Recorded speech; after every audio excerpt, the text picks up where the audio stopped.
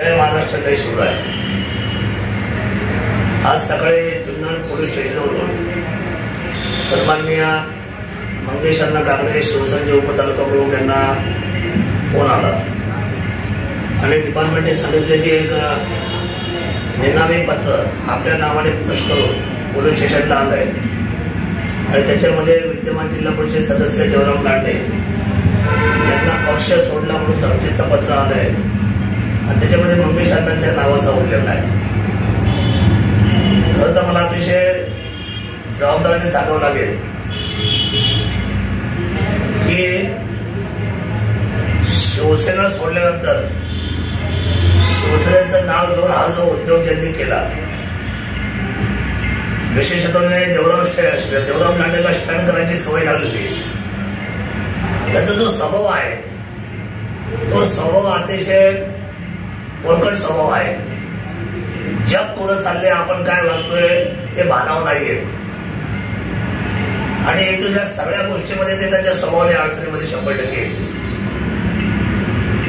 तुम्ही शिवसेनेतून गेले, शिवसेनेत तुमची नोंदच घेतली नाही, तुम्ही आले कधी आणि गेले कधी याचा शिवसेना कधीच विचार करत नाही, कारण तुमची किंमत काय आहे त्या जनतेमध्ये ही जनता आता ओळखते। तुमचा सामना आम्ही उभ्या मैदानामध्ये करू, उद्याच्या निवडणुकीमध्ये काही अडचण नाही आम्हाला, परंतु हा पोरकटपणा त्यांनी सोडून दिला पाहिजे।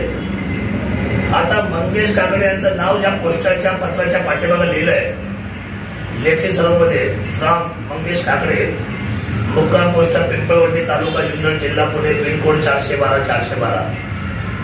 खरं तर मंगेश काकडे ह्या नावाचे आता आमच्या इथे मंगेश गुलाब काकडे, मंगेश दिनकर काकडे, मंगेश बाळासाहेब काकडे असे जवळ 3-4 मंगेश काकडे आहेत। वास्तविक हा विषय आमच्याकडे दुर्बलपणे येत नाही, परंतु तरी सुद्धा पोलीस खात्याला चौकशीसाठी आम्ही सहकार्य करू आणि पोलिसांना माझी नम्र विनंती आहे की जशी 2014 पासून माझी आमदारकी संपुष्टात आली तर त्यानंतर मात्र या तालुक्याचा खेळ खंडोबा झालेला आहे।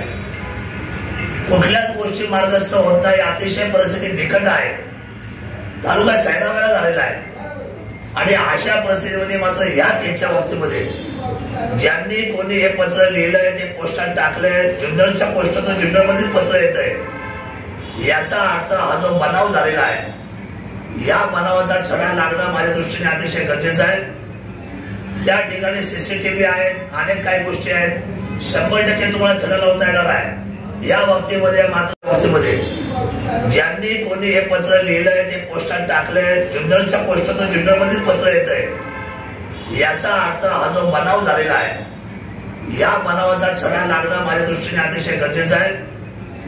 त्या ठिकाणी सीसीटीव्ही आहेत, अनेक काही गोष्टी आहेत, 100% तुम्हाला छडा लावता येणार आहे। या बाबतीमध्ये मात्र कोणीही पोलीस स्टेशननी बचावात्मक पद्धतीची भूमिका ठेवू नये।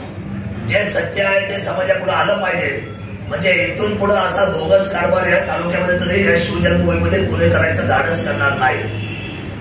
राहिला विषय या पत्राच्या संदर्भातला, या पत्राच्या बाबतीमध्ये पोलीस खात्यांनी एसपींनी गांभीर्याने घ्यावं आणि बोगस राजकारणामध्ये काम करण्याचा जो सुळसुळाट झालेला आहे त्या बाबतीमध्ये जरा बसावी, जेणेकरून बाकीचे इतर विषय या तालुक्यामध्ये एवढे आहेत की करोडोंतर लोकांची परिस्थिती काय, व्यापार, उद्योग, मंदी, रस्ते, लाईट, पाणी हे विषय राहिले बाजूला आणि देवराम लांडेला धमकी कोण द्यायला, धमकी द्यायला मोकळे आपल्याला, आपल्या धमकीला आणि आपल्या कामाला 0 किंमत राहिलेली आहे।